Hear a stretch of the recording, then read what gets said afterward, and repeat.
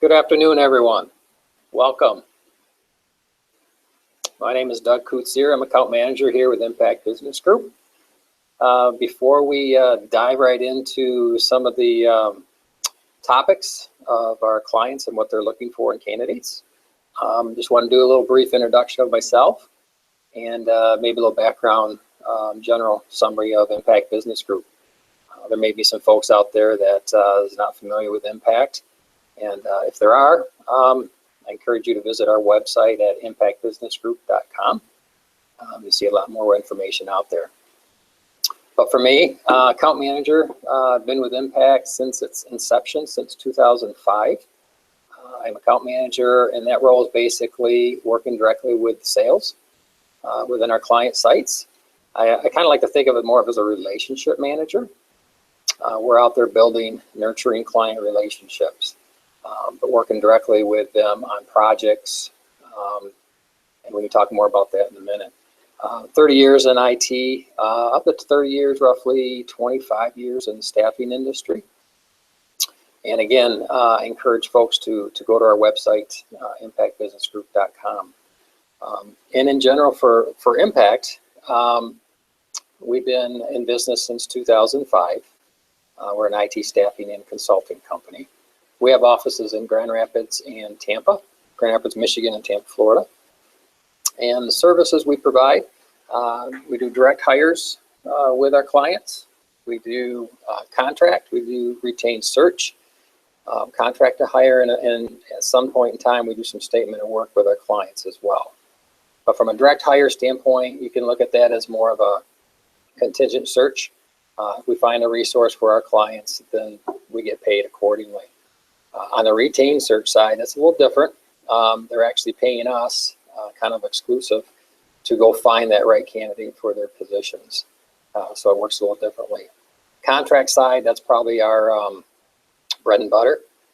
That's when we present folks and get them started on projects to help augment the client's team. And it could be out there a month, could be out there for 3 years. It just doesn't matter. The contract to hire, the only difference with that is the same concept as a contractor, but they have the right to hire that candidate at any point within that duration of their assignment. And every now and then we do get some statement of work opportunities, and that's more of a defined deliverable that we do for our clients. We scope it out and put a team together of resources and deliver that for our clients. A few of our verticals that we work in is IT, the engineering side, and finance and accounting. And a couple things I want to talk about to kind of separate us from our competition, call them some differentiators. If you look at our IT staff here in Grand Rapids, Michigan, we're close to 150 years, cumulative years, of supporting our clients of all sizes. That's pretty impressive. We're not industry specific. We support clients in the retail space, manufacturing, distribution, and healthcare, just to name a few. And then the biggest thing that I think separates us from our competition is our team, account managers and recruiters. They actually work in the space service that they are out there promoting and selling. For example, I'm in the IT background. And that's kind of the space that I work with on the clientele side. We're not IT platform specific, which is very valuable to our clients. So if they have a certain IT, could be an infrastructure, it could be on the manufacturing side, we're able to support them with resources at any level, which makes it, like I said, very valuable to the team. Having relationships with the clientele at all levels, managers, directors, the C-level folks, again, sets us apart, and we are able to manage them, and we have been doing that for 20 plus years.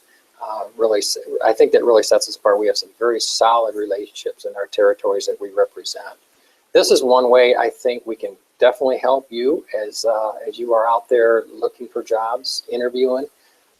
Please contact us. I'm pretty certain we can help you with the knowledge and the insight we have on these clienteles as you prepare to maybe go in for an interview or just kind of review of what clients you should be going after for a new opportunity. Before we kind of dive into more detail from our customer lips, we're going to switch, and you guys will see the presentation outline. But my video, I will be back towards the end if there's any questions that we can talk about. So once we get this turned around, we'll kind of dive into more detail.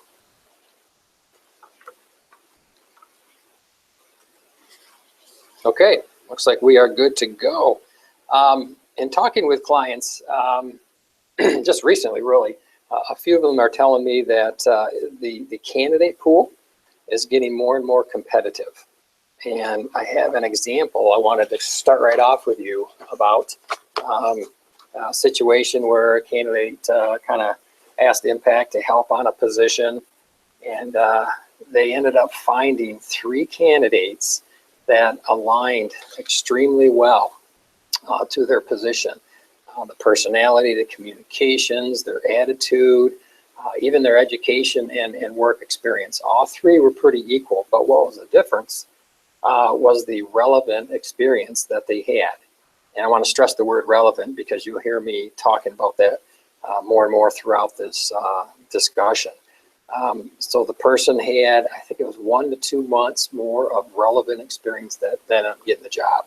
So just keep that in mind as you're preparing your resume and talking to folks. It's the relevant experience that customers are really looking at. I just want to start off with that quick example from a candidate standpoint. So what can you do to set yourself apart? Let's dive into kind of the first phase that I kind of look at as being prepared. And a lot of this information came really from the clients when we started talking about this and putting this together. So we'll start out with a solid resume. This is probably the key thing to get things moving in the right direction. You want to be concise with your resume. We talked about the relevant skills, whether they're on the business side or the technical side. Be relevant to the positions that you are applying for. Make sure the resume has the right education, the certificates, the technical skills, work experience. And I always encourage candidates that I work with and even our recruiters to have multiple versions of your resume. You might have folks that do PM work, and they might do technical aspect as well.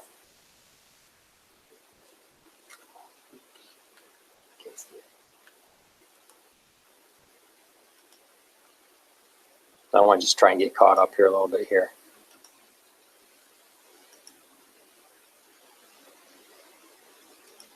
All right, so we went through that. Okay, so now I apologize for that, getting caught up here with the technology.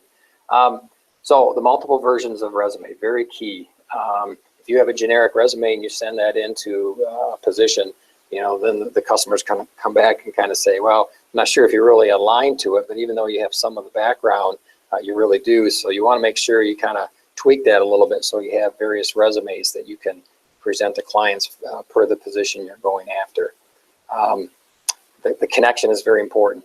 When the client sees that resume, they're trying to make that connection about this person looks great for the opportunity. The next area on the social media side, LinkedIn, Facebook, you want to be really conscientious of what you represent. Now, LinkedIn is more on the business side, and that's what a lot of the clients will reference and go through when kind of doing some research on your background. So make sure your information is up to date, current photo, work experience, and clients are even asking for recommendations. They want to see 2 to 3 recommendations out there that kind of support your background and what you've done. So kind of remember that information. Go in with the right attitude, enthusiasm about the position, very key. Probably the most common mistake in talking with the clients is understanding the company's business. Again, probably the biggest concern that we hear back. Candidates will go into interviews with very little knowledge of the company or about the industry in general. So keep that in mind and do your research. the initiative you do, the clients will recognize that. They'll definitely be able to tell once the communication starts in the interview, and they'll know you've done your research on their business. The other aspect to this is if you know someone that works at the company that you're applying for or trying to get in, reach out to that person, try to gain some additional knowledge of the environment, the people, the management, the business in general. So that way you're a little bit better prepared. And on a side note here, I think we all can recognize this. The client interviewer expects to meet someone who is polite and well-groomed. Many candidates, unfortunately, do not realize that if their behavior is off, the interview is pretty much over. I think we all have been through some of those or have witnessed some of them. So we have more information on our website about preparing for an interview.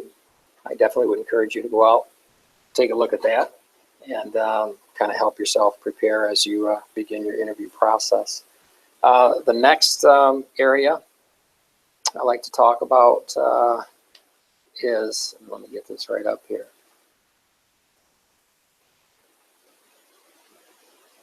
Under the self-confidence, which really is more than just believing in yourself. Having the right skills for the position. Got that, perfect. So when you look for those positions, you want to make sure you find the ones that best support your interest and your career plan. Many times clients will ask, are you sure you're interested in this position? I just don't see it. Again, we're going back to the relevance of your resume and how it aligns to the position that you are applying for. Understand your own path. Know what you want in your career and growth plan. Again, this will help you align to the best position for you. Your strengths, both from a business and from a technical standpoint. A lot of positions today from our clients, they love the fact that someone can wear multiple hats. They can put on a business hat, they can put on a technical hat. They're strong communicators. They work well with the business. It kind of is a two-in-one type of thing.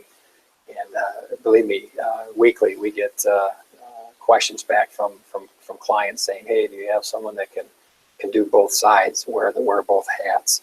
So kind of keep that in mind. On the technical side, obviously the technologies must align. They look for lead and mentors. They do a lot with junior folks when they bring in, so they want people that can kind of stay with them and mentor them. And don't be afraid to let the company know. And I tell folks all the time, if you're developing skills, let them know that. That shows initiatives and ongoing growth for your career. There's nothing wrong about doing that. Again, the combination of these two roles is becoming quite the target for clients as they look forward candidates. Again, be relevant. Again, I keep saying that word over and over again to the position. It's very important. On the behavioral side, these are always fun. We always get the behavioral type questions from our clients. But in talking with them, their biggest concern is how well the person articulates themselves. If you look at some of these questions below that the clients ask, about your last role, what did you specifically do, and not so much the team. How can you articulate answering those type of questions? How would you handle a difficult person? Success and failures. Another common one is when the interviewer asks, tell me about one of your mistakes. How did you fix it? Things along that line. And I guess how you would handle it is be very brief with your answers, but you want to refocus your answers back on your qualification and abilities. Very similar to the STAR method, if folks are familiar with that process. If you look at, take a success or a failure and a situation that you had, if you follow the STAR method, it kind of walks you through on how you can really explain yourself by using your qualification and abilities to the interviewer on how you fix that. The challenge that you had, which is the situation, and how you responded to that, the action that you did, and the results that you were given. So you could take each one of those behavioral questions that a client might ask you and kind of follow this methodology, and that would help, I guess, clarify certain situations that you were set with. Other things that they talked about: be humble, leave your ego at the door. That's kind of a given. Be passionate about what you do. Allow the interviewer to ask their questions. This is another very, very common mistake. The client may ask one question, and then the candidate goes on for about 20 minutes trying to answer that question, and then the interview time is over. So you really didn't set the precedence there or come across too well. So make sure you allow them to answer the questions. Don't be long-winded. Pauses are okay. It allows you to kind of reflect and think about what you're going to say. So there's no worry about having some pauses in between comments. Another big thing is to show that you understand the question. If you don't, obviously ask for clarification, but don't fake it. Clients do say that people try to skate around certain questions, and it's pretty obvious once they get going that they didn't quite understand the question, but they continue to talk. So a few key points in that area. Some put-offs. There was a few of them after talking to some clients, but some of the common ones, opinions. Some candidates have come into interviews and basically told them about their company. Here's my opinion of what you guys do. Here's my opinion of the industry. You don't want to try and solve their business problems, issues with the interview. So just kind of keep them to a minimum. If you can be proactive with it, that would be better. Arriving late is another put off. It's more common than you think, and it's going back to really the question I had about the interview might be over before it gets started. So again, you're going to be late for an interview. Obviously, you have connections. You can make calls and let folks know. Coming in with a few questions, again, pretty obvious. Sometimes when you get in an interview, if you tell yourself you're going to remember to ask that question, it's better to write them down, bring a portfolio in, and make sure those key questions that you want to ask, you've written them down, and you can go back and make sure you articulate yourself through those questions for them. Again, that'll make a difference whether you move forward into the next round or not. Follow-up, another key thing. A lot of people don't follow up via an email or a phone call. Email is probably the best, according to some of our clients. Do it within a day. The persons that you interviewed with, make sure you get the business cards or the names of those folks in the interview.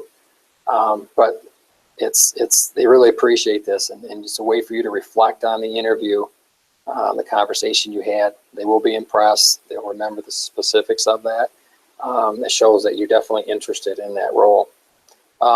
Obviously, watch your grammar. That kind of speaks for itself when you do your email. Again, that could be a big put-off if you made that mistake, accidentally, of course. So that was those are some of the key things. Our clients have kind of talked to us. In a nutshell, they're very quick to point those things out because they are quite common. I would imagine you could probably sit there and talk about a lot of life stories, of situations that they had. If you have any, immediate questions, please put them in our chat box, and we can review them. And once I wrap up here with some summary information, maybe we can take time to answer some of those questions. But just some key things, takeaways for you. You're trying to set yourself apart. As you know, the candidate market is competitive. A lot of good folks are out there looking for work. It starts off with a solid resume. Keep your LinkedIn profile, which is more on the business side, current and appropriate. Definitely understand the company business. Gain as much insight as you can. Call Impact Business Group. Talk to account manager, recruiter. Hey, I'm interviewing at so-and-so. You guys work with them. What insight can you provide? And I'm pretty certain that we should be able to come up with some information for you that can help you maybe get through that first stage. Go in with a positive attitude, and again, follow up. And here's another thing a client always ended with. Always be ready to answer that big question is, why should I hire you? So something like that, you could plan on that. You could do a little role playing, with a friend or a family member on how you should answer that. But that's one of the common questions that they do always ask. So let's flip it back and see if there's any questions. If not, again, jump to our website, impactbusinessgroup.com, and call with any questions. You can call, ask for me, Doug, and hopefully some of these key things will help you get through that first round interview. And like I said, we do work with a lot of clients, have a lot of insight into the area, and we definitely could help you out. Thank you for your time, and again, we'll see if there's any questions. At this point, looks like we're good. Thank you.